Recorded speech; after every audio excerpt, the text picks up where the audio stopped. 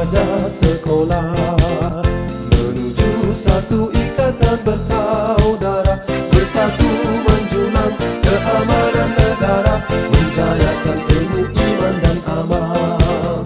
Marilah kita membina peribadi, membentuk insan yang kreatif ke arah kecemerlangan diri sepanjang masa yang berterusan.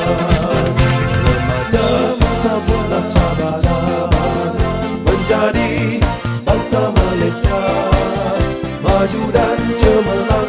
Remaja berwawasan, jangan kita lupa kepada pencipta. Remaja hayati budaya, ilmu iman dan amal, kekalkan di hati dan jiwamu, wawasan kadet remaja sekolah.